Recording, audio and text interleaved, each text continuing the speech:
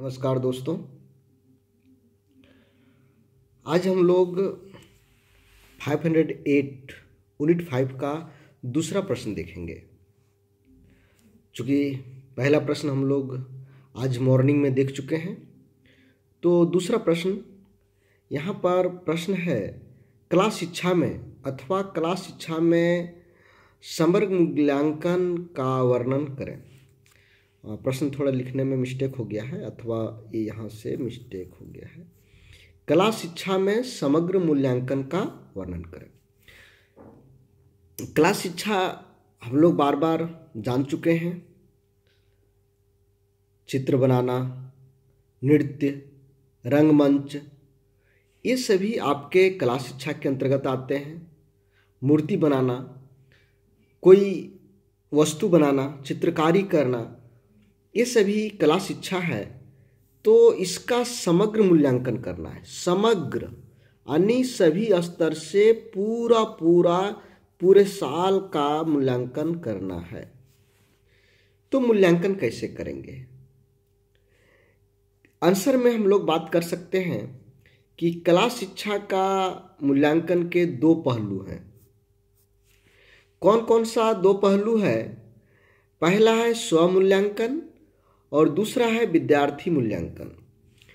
स्वमूल्यांकन मतलब हुआ खुद अपना मूल्यांकन करना, अपने बारे में मूल्यांकन करना, अपने से सोचना कि मैंने कला शिक्षा में बच्चों को कितना मदद किया, बच्चों के बारे में कितना, जो उनकी समस्याएं थे उसके बारे में कितना सोचा, उनके लिए कितना समय निर्धारण किया, उसकी गतिविधि को संचालन करने में क्या क्या भूमिकाएं रहा।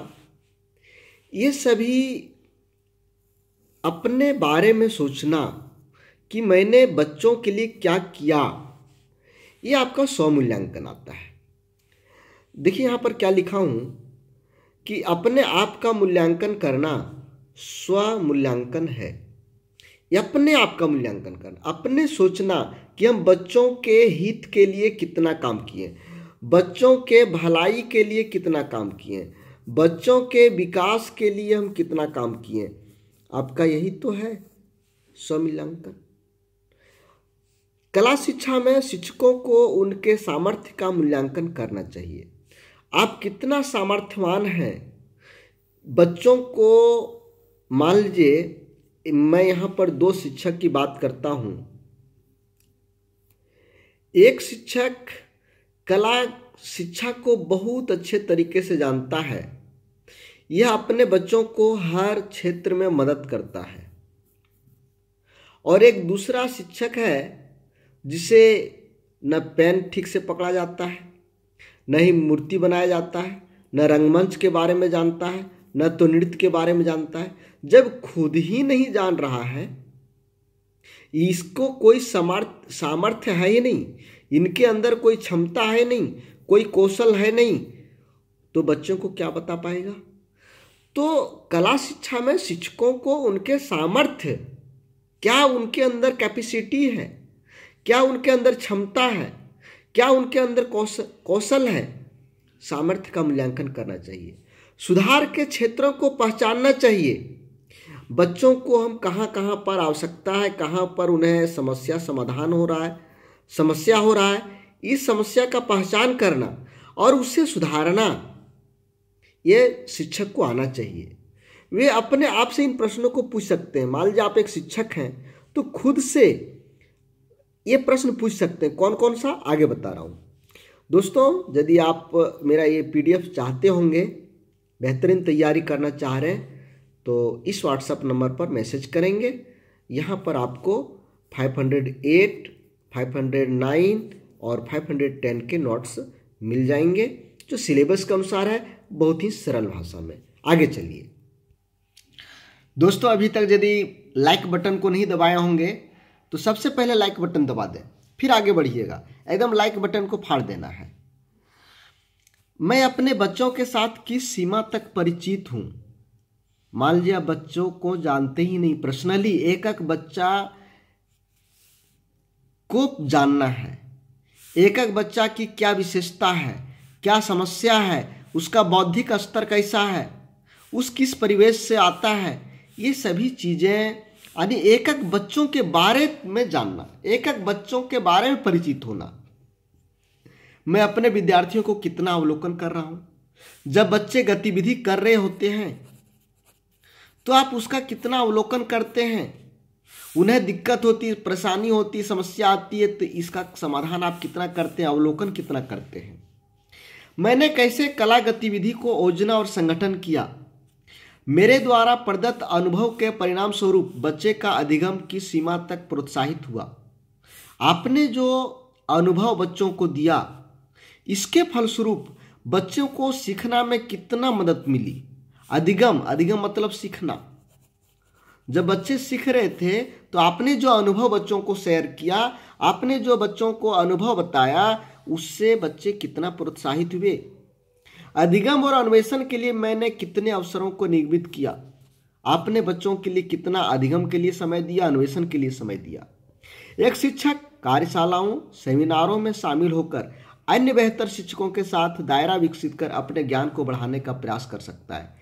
दोस्तों, यदि आप अपना ज्ञान को बढ़ाना चाहते हैं तो आपको कार्यशालाओं में भाग लेना पड़ेगा, सेमिनारों में भाग लेना पड़ेगा। वहाँ जाएंगे, नया नया ज्ञान, नया नया तकनीक, नए नए लोगों से बात करने का मौका मिलेगा, नए लोगों से दोस्ती होगी, आपका दायरा बढ़ेगा, तो पढ़ाने का तरीका भी नया आएगा।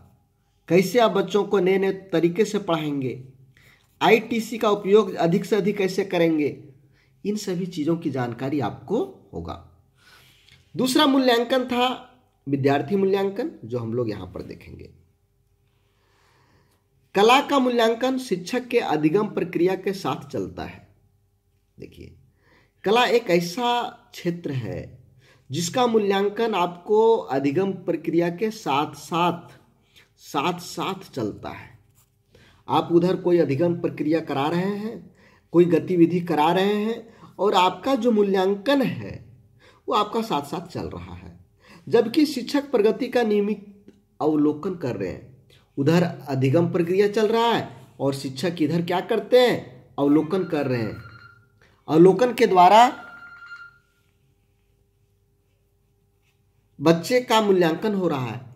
इसको दोनों तरीकों से समझ सकते हैं। मूल्यांकन सतत एवं समग्र होना चाहिए। मूल्यांकन कैसा होना चाहिए, सतत मतलब लगातार, और समग्र मतलब पूरे साल का होना चाहिए।